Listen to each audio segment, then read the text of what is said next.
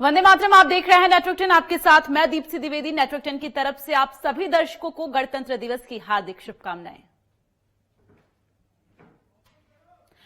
तो किसी भी देश की ताकत का अंदाजा उसके सैन्य ताकत के आधार पर तय किया जाता है। कोई भी देश समृद्धशाली और शक्तिशाली तब माना जाता है जब उसका अपना सैन्य बल और आर्थिक ताकत शक्तिशाली हो। पहले तो ये सैन्य ताकत सिर्फ थल सेना के समृद्ध होने से मापी जाती थी, लेकिन प्रथम और द्वितीय विश्व युद्ध के बाद पूरे विश्व में सेना के कई अंग, रंग और रूप देखने को मिले, जिसमें वायुसेना को विशेष अहमियत मिली क्योंकि ये सेना अपना कम नुकसान करते हुए दुश्मन पर विजय पाने में ज्यादा समर्थवान थी।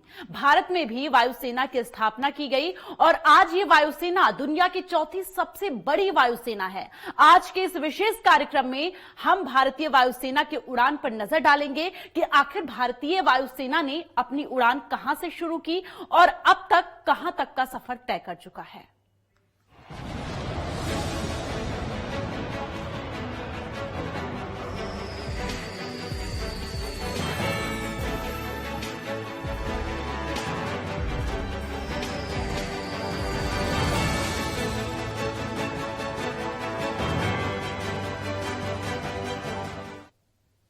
भारतीय सेना के 3 प्रमुख अंग हैं, थल सेना, जल सेना और वायुसेना। भारत की वायुसेना अपने अदम्य साहस, उन्नत तकनीकी साहस और पराक्रम के लिए पूरी दुनिया में जानी जाती है। यही कारण है कि भारतीय वायुसेना को विश्व के एयरफोर्स में चौथा स्थान प्राप्त हुआ है। भारतीय वायुसेना पर देखिए हमारी ये स्पेशल रिपोर्ट।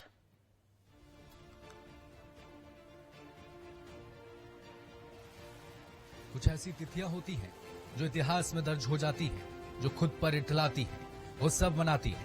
उन्हीं तिथियों में से एक है 8 अक्टूबर 1932, भारतीय इतिहास का वो स्वर्णिम दिन जब भारत ने आकाश में कदम रखा, आसमान में अपनी बहादुरी के परचम दिखाए।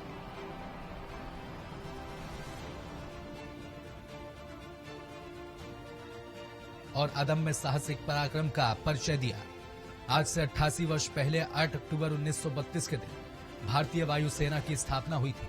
भारतीय वायुसेना बल वीरता और पराक्रम का प्रतीक है। यह भारतीय सशस्त्र सेना का एक अंग है जो वायु युद्ध, वायु सुरक्षा और वायु चौकसी जैसे महत्वपूर्ण काम देश के लिए करती है। वायुसेना दिवस पर भारतीय वायु सैनिकों की बहादुरी, शौर्य और पराक्रम के लिए उन्हें सलाम करती है। भारतीय वायुसेना की स्थापना 8 अक्टूबर 1932 को हुई थी।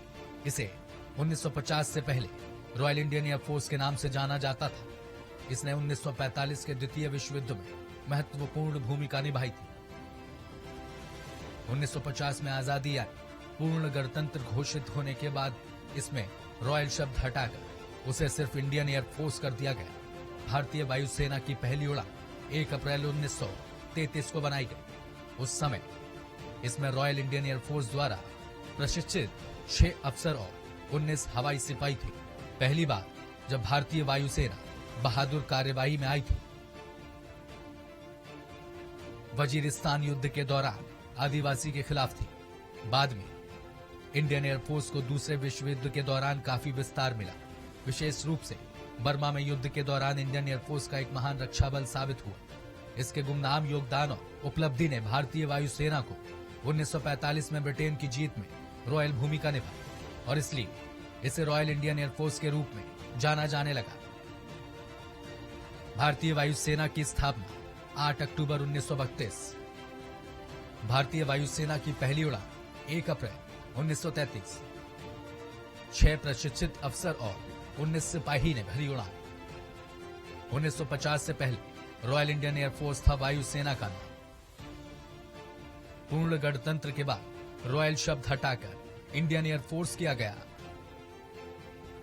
वजीरिस्तान युद्ध के दौरान आदिवासी के खिलाफ थी पहली आईएएफ की लड़ाई। दूसरे विश्व युद्ध में आईएएफ का विस्तार किया गया। 1945 के दूसरे विश्व युद्ध में ब्रिटेन को जीत दिलाने में महत्वपूर्ण भूमिका। हमारी सीमाएं पूर्णतः सुरक्षित। इंडियन एयरफोर्स का ध्येय वाक्य नभः स्पृश्य दीप्तम, यानी गर्व के साथ आकाश को छूना।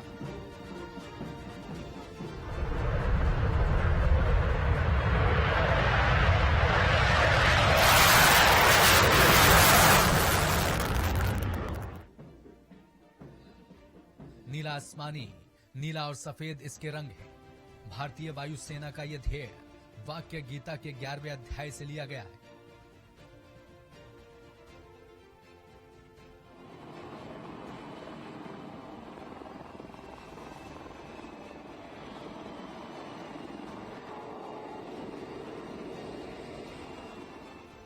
कहते हैं कि जब महाभारत के युद्ध के दौरान कुरुक्षेत्र की युद्ध भूमि में भगवान श्री कृष्ण ने अर्जुन को जो उपदेश दिए थे, यह आदर्श वाक्य उसका एक अहम हिस्सा था। युद्ध से पहले जब भगवान श्री कृष्ण अर्जुन को अपना विराट रूप दिखाते हैं, तो उसे देखकर अर्जुन कुछ समय के लिए परेशान हो जाते हैं। उनका वो रूप एक पल को अर्जुन के मन में भय पैदा कर देता है। जो आदर्श वाक्य भारतीय वायुसेना ने अपनाया, वह इस श्लोक का हिस्सा है।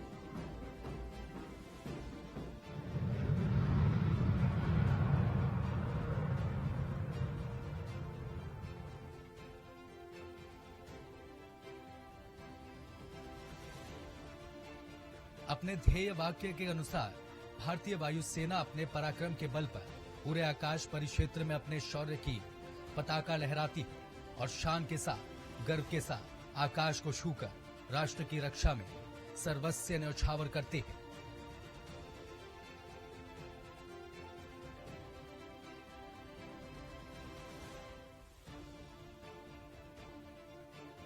भारत के राष्ट्रपति भारतीय वायुसेना के कमांडर इन चीफ के रूप में कार्य करते हैं और वायुसेना अध्यक्ष एयर चीफ मार्शल एक 4 सितारा कमांडर होते हैं और वायुसेना का नेतृत्व करते हैं। भारतीय वायुसेना में किसी भी समय एक से अधिक एयर चीफ मार्शल सेवा में कभी नहीं होते।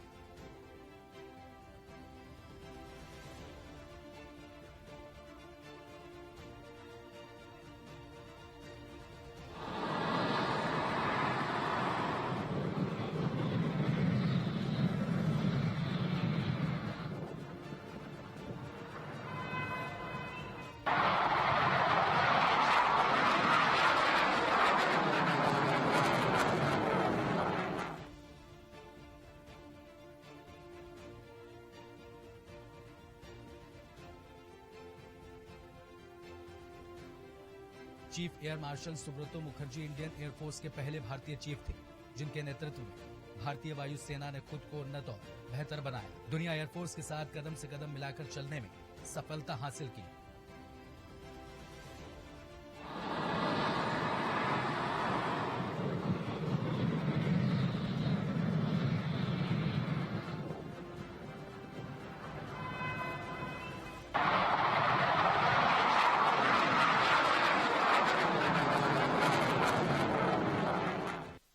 यहाँ एक छोटे से ब्रेक के लिए रुक रहे हैं, जल्द वापस लौटेंगे। आप देखते रहिए नेटवर्क 10।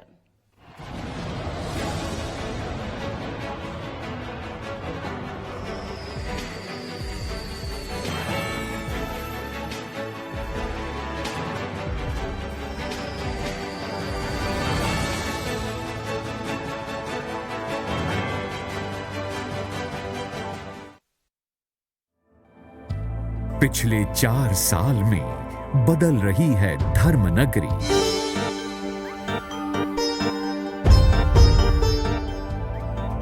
मां गंगा के उपासक प्रधानमंत्री श्री नरेंद्र मोदी के विजन और त्रिवेंद्र सरकार की कुशल कार्यशैली का परिणाम कुंभ के भव्य आयोजन के लिए तैयार है कुंभ नगरी।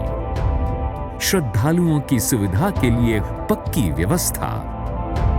धर्मनगरी में फ्लाईओवर, सड़कों और पुलों के निर्माण से होगी संतों, साधुओं और श्रद्धालुओं को सुविधा और भी सुगम हो रही हैं कुंभ की राहें। दिव्य, भव्य और सुरक्षित महाकुंभ के लिए तैयार है धर्मनगरी हरिद्वार।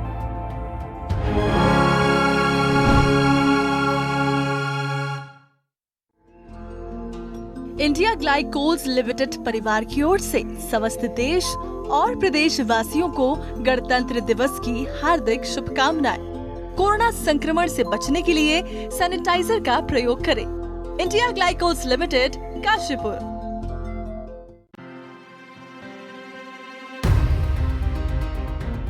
माननीय प्रधानमंत्री का अभूतपूर्व मार्गदर्शन और केंद्र सरकार के सहयोग से उत्तराखंड के विकास को बल मिला है विकास की पहली सीढ़ी होती हैं सड़कें। ये महज सड़कें नहीं हैं, ये हैं उत्तराखंड का भविष्य। पिछले 4 साल में 11,000 किलोमीटर से ज्यादा सड़कों का निर्माण और पुनर्निर्माण, 900 से ज्यादा गांव जुड़े सड़कों से। सड़कें होंगी तो पर्यटन बढ़ेगा, बढ़ेगा रोजगार, बढ़ेगा व्यापार और आत्मनिर्भर बनेगा उत्तराखंड। यही है हमारा ध्येय, यही है हमारा संकल्प। आत्मनिर्भर और विकसित होता उत्तराखंड।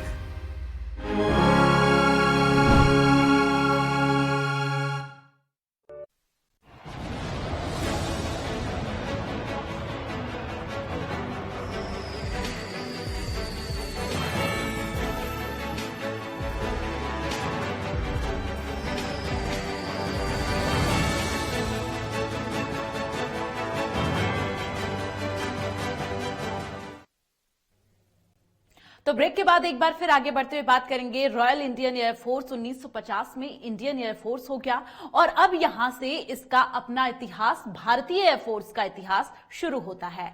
अब तक जो फोर्स वायसराय के आदेश पर चलती थी, अब वही एयरफोर्स भारत के राष्ट्रपति के आदेश पर काम करने लगी।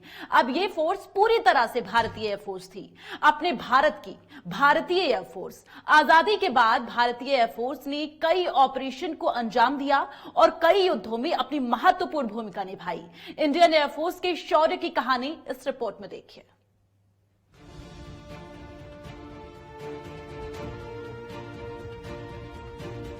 उन्नीस में मात्र 6 प्रशिक्षित अफसर और 19 हवाई सिपाही से शुरू हुई भारतीय वायुसेना आज लगभग 2 लाख कर्मियों का मजबूत संगठन है, जिसमें अफसर से लेकर कर्मचारी तक शामिल है।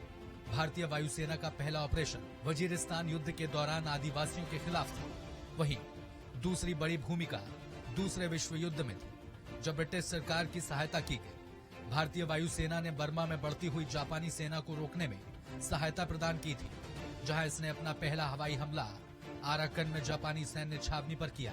वायुसेना ने माई हंग संग और उत्तरी थाईलैंड के चेंग माई चेंग राय में जापानी हवाई अड्डों पर हमले किए। अपने योगदान के लिए 1945 में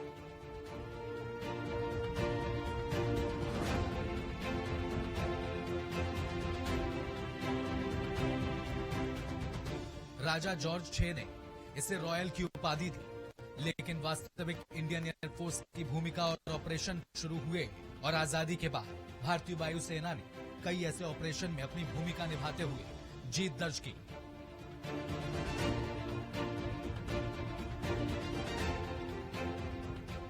आजादी के बाद से ही भारतीय वायुसेना पड़ोसी मुल्क पाकिस्तान के साथ 4 युद्धों और चीन के साथ 1 युद्ध में अपना योगदान दे चुकी है।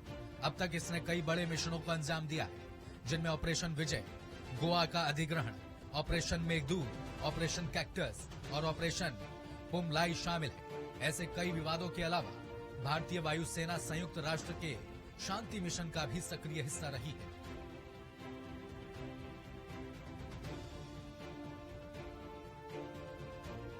आजादी के बाद शुरुआती में वायुसेना की भूमिका 1947 से 1950।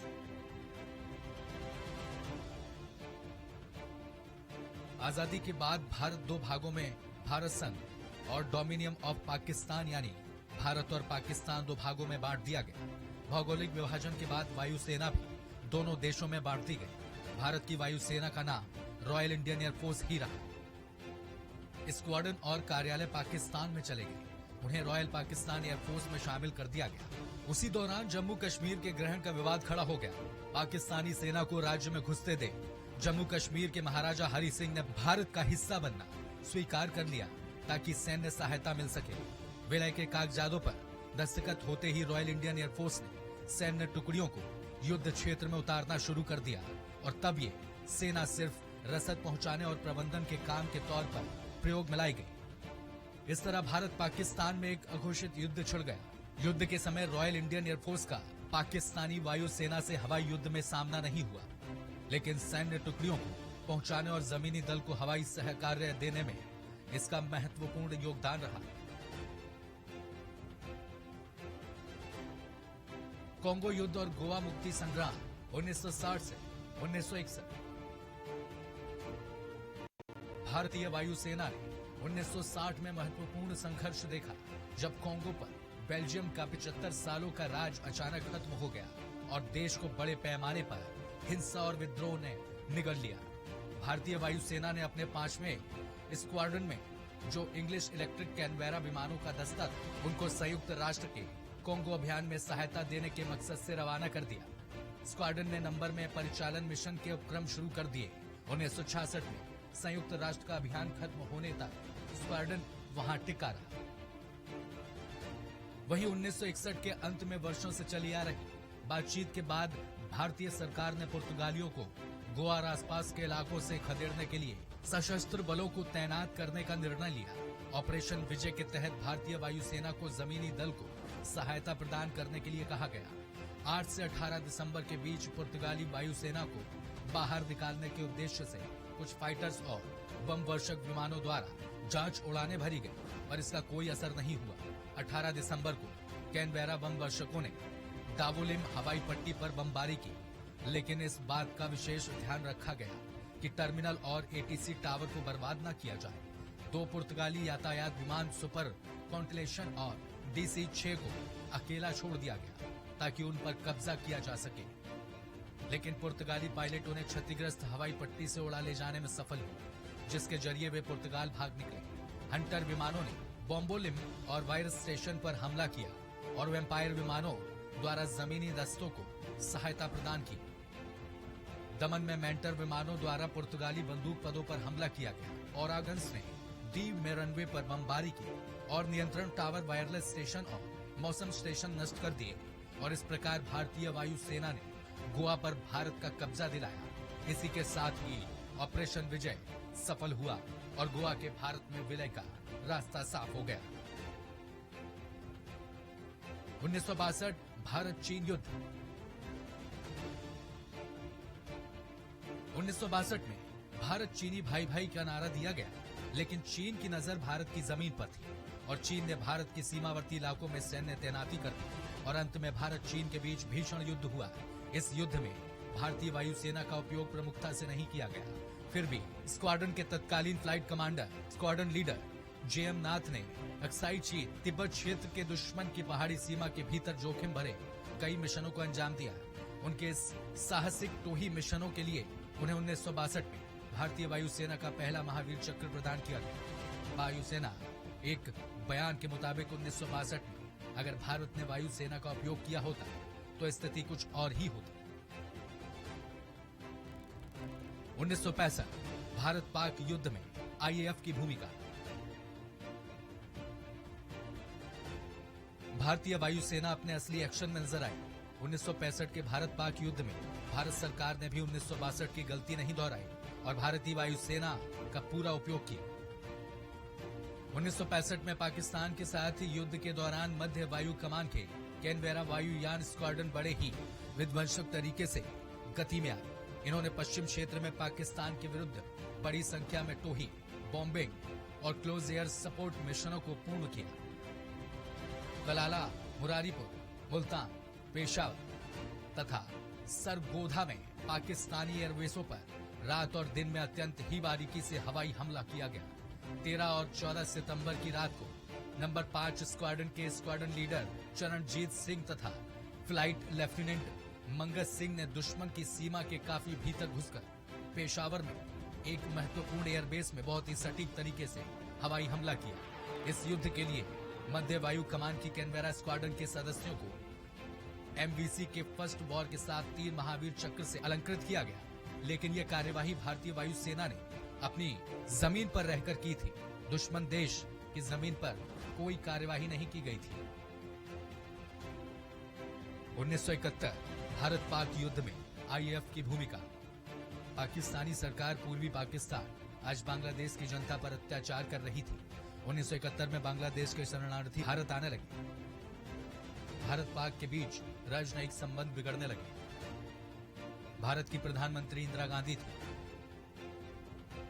पाकिस्तान के प्रधानमंत्री नूरुल अमीन थे, जिन्हें 20 दिसंबर को पद छोड़ना पड़ा था। 22 नवंबर को दोनों देश आमने सामने आए। दोपहर 2:41 पर पहले 4 पाकिस्तानी वायुयानों ने भारतीय क्षेत्र पर गोलाबारी की जवाबी कार्रवाई में भारत के 4 नेट वायुयानों ने पाकिस्तान के 3 सेबर वायुयानों को मार गिराया। 3 दिसंबर 1971 को इंदिरा गांधी कलकत्ता में एक जनसभा को संबोधित कर रही थी। इसी दिन शाम को पाकिस्तानी वायुसेना ने पठानकोट, श्रीनगर, अमृतसर, जोधपुर, आगरा में बम गिराए। प्रधानमंत्री इंदिरा गांधी ने युद्ध की घोषणा कर दी। 14 दिसंबर को मानेक शॉ को एक पत्र मिला जिसमें ढाका में हमला करने की बात की गई। पहली बार आईएएफ ने दुश्मन देश की धरती पर बम गिराए। आईएएफ ने MiG-21 लड़ाकू विमान का प्रयोग किया। पाकिस्तानी अधिकारी जिस भवन में मौजूद थे उसकी छत को उड़ा दिया गया। पाकिस्तान के 94 विमान मार गिराए। 16 दिसंबर की सुबह जनरल जैकब को मानेक शॉ का संदेश मिला। आत्मसमर्पण की तैयारी के लिए तुरंत ढाका पहुंचे। जैकब जब नियाजी के कमरे में घुसे तो वहां सन्नाटा छाया हुआ। सामने टेबल पर आत्मसमर्पण के कागज तैयार रखे थे। Pakistani commander lieutenant general A.K. Niazi ने भारत के पूर्वी सैन्य commander lieutenant general Jagjit Singh Arora के समक्ष आत्मसमर्पण कर दिया था। A.K. नियाजी ने अपना बिल्ला और पिस्टल लेफ्टिनेंट जनरल अरोड़ा को सौंप दिया। उस वक्त A.K. नियाजी की आंखों में आंसू थे।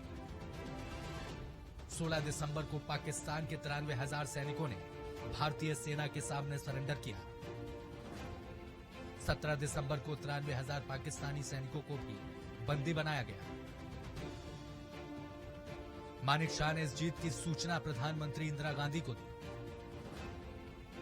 16 दिसंबर को भारत में विजय दिवस के रूप में मनाया जाता है। इस युद्ध में करीब 3,900 भारतीय सैनिक वीर गति को प्राप्त हुए, जबकि 9,851 घायल हुए थे। कारगिल विजय 1999। भारतीय वायुसेना ने कारगिल युद्ध में अहम भूमिका निभाई। ऐसा पहली बार हुआ था जब पहली बार वायुसेना का उपयोग 32,000 फीट की ऊंचाई पर किया गया। इस युद्ध में आईएएफ ने मिराज 2000 विमान का इस्तेमाल किया। 26 जुलाई 1999 को भारत ने पाकिस्तान के खिलाफ जंग जीत ली। इस दिन विजय दिवस के रूप में मनाया जाता है।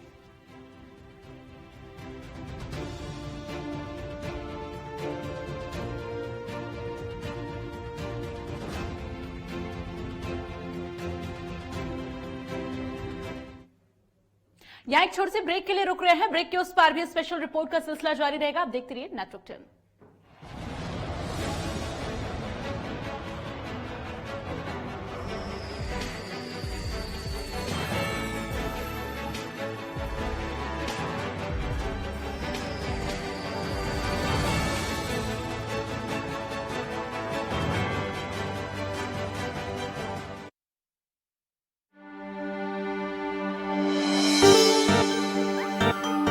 दिव्य, भव्य और सुरक्षित महाकुंभ के लिए तैयार है धर्मनगरी हरिद्वार।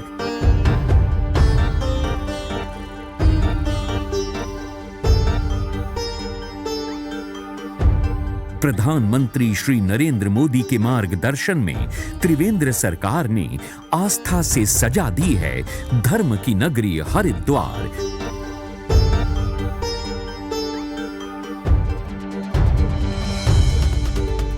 भारत की सांस्कृतिक और आध्यात्मिक चेतना का स्पंदन है महाकुंभ।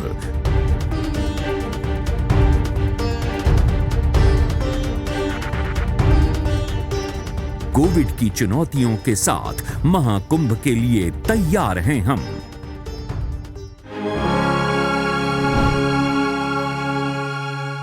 देश दुनिया का हर नगर महानगर, शाम तक की 5 बड़ी खबर। आ गया है खबरों का नया मंच, देखिए 5 का पंच।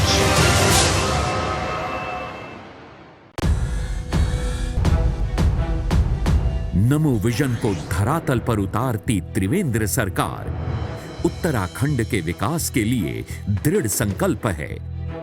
सड़कों का निर्माण हो या फिर पुलों का, टनल हो या नेशनल हाईवे, गांव हो या शहर, रास्ते कितने भी कठिन हों, उन्हें आसान बना रही है त्रिवेंद्र सरकार।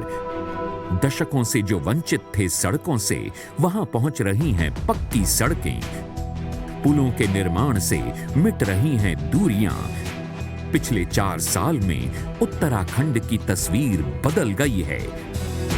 विकास के पथ पर तेजी से दौड़ रहा है उत्तराखंड।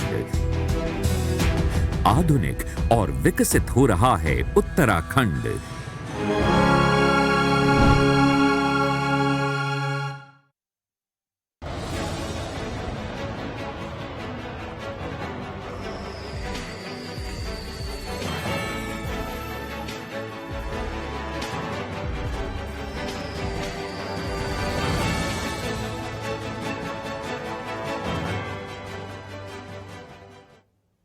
तो ब्रेक के बाद एक बार फिर स्पेशल रिपोर्ट में आगे बढ़ेंगे। अभी तक हमने इतिहास की बातें की, जब हम में से कई लोग शायद थे भी नहीं, लेकिन हमारी वायुसेना कितनी सक्षम और समर्थवान है, इसकी बानगी हमें अभी हाल के वर्षों में देखने को मिली। एयर स्ट्राइक के रूप में जब पुलवामा हमले के बाद भारतीय वायुसेना ने पाकिस्तान के बालाकोट में अपना जलवा दिखाया और दुश्मन को उसकी धरती पर नेस्तनाबूद किया। ये रिपोर्ट देखिए। 14 फरवरी 2019 को जम्मू श्रीनगर राष्ट्रीय राजमार्ग पर सीआरपीएफ का काफिला गुजर रहा था। सामान्य दिन की तरह उस दिन भी सीआरपीएफ के वाहनों का काफिला अपनी धुन में जा रहा था। तभी एक कार ने सड़क की दूसरी तरफ से आकर इस काफिले के साथ चल रहे वाहन में टक्कर मार दी। इसके साथ ही जबरदस्त धमाका हुआ। यह आत्मघाती हमला इतना बड़ा था कि मौके पर ही सीआरपीएफ के करीब 42 जवान शहीद हुए। पुलवामा आतंकी हमले से पूरे देश में रोष पैदा हो गया। पुलवामा आतंकी हमले से सभी सन्न थे। हर कोई आतंकियों से इसका बदला लेना चाहता था। हर किसी की जुबान पर एक ही बात थी, हमले का बदला। लेकिन सरकार के सामने कई उलझनें थी। पूरी हमले के बाद सर्जिकल स्ट्राइक किया जा चुका था। अब सर्जिकल स्ट्राइक बहुत ज्यादा सेफ नहीं था।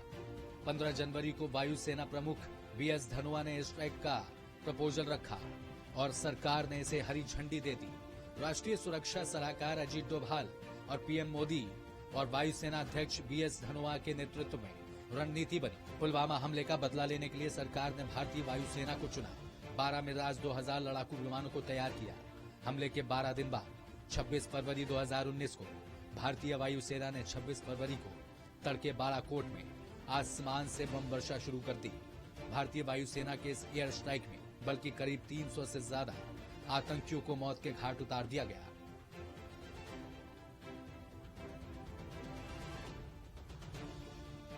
इस मिशन का नाम था ऑपरेशन बंदर। मात्र 90 सेकंड में पूरे मिशन को अंजाम दिया गया। बालाकोट के स्थानीय बताते हैं कि ऑपरेशन इतना जबरदस्त था कि पूरा बालाकोट कांप उठा था। ऐसा लगा जैसे जलजला आ गया और पूरी धरती कांप उठी।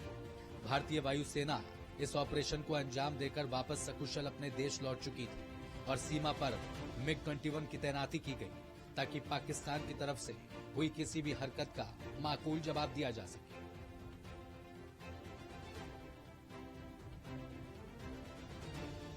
इस एयर स्ट्राइक के एक दिन बाद पाकिस्तान के 2 फाइटर जेट LOC पर उड़ान भरते देखे गए। फिर क्या था? जवाब देने के लिए भारतीय वायुसेना के विंग कमांडर अभिनंदन वर्धमान ने MiG-21 में उड़ान भरी। इस दौरान अभिनंदन का विमान क्रैश हो गया और पीओके में जा गिरा। उन्हें पाकिस्तानी सेना ने पकड़ लिया। अभिनंदन की रिहाई के लिए पूरे देश में उबाल आ गया। वहीं पाकिस्तान की राजनीति में भौचाल आ गया। पाकिस्तान सरकार को लगा कि अगर अभिनंदन को वापस नहीं किया गया तो भारत हमला कर सकता है, जिसके बाद अभिनंदन को अटारी बागा बॉर्डर से भारत वापस लौटाया गया।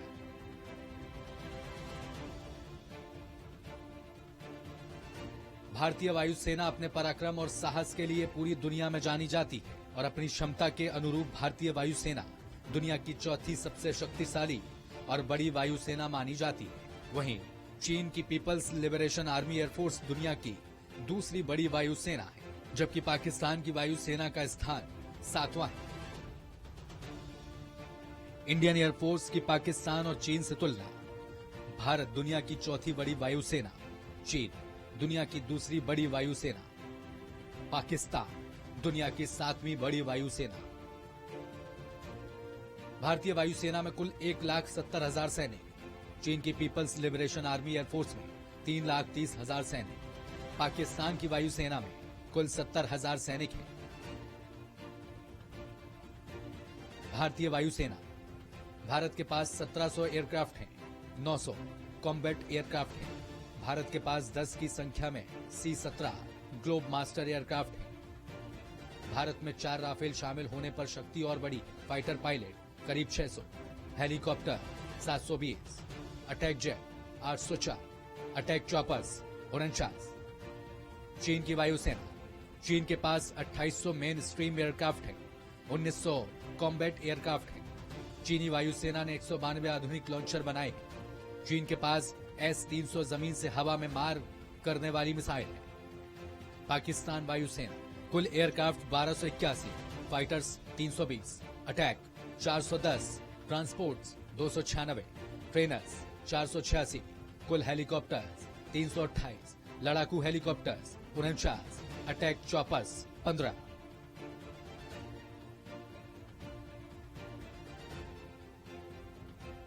इस प्रकार ऊपर दिए गए सभी तथ्यों का आकलन करने के बाद यह कहा जा सकता है कि कुछ मोर्चों पर चीन का पलड़ा भारी है तो कुछ पर भारत। वहीं पाकिस्तानी एयरफोर्स भारत की तुलना में कहीं नहीं ठहरता।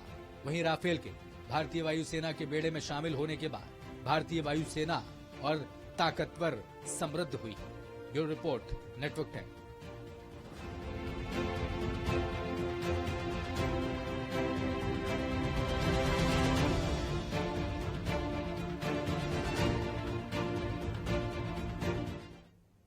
तो हमारे स्पेशल रिपोर्ट में फिलहाल के लिए बस इतना ही। आप देखते रहिए नेटवर्क 10। जय हिंद।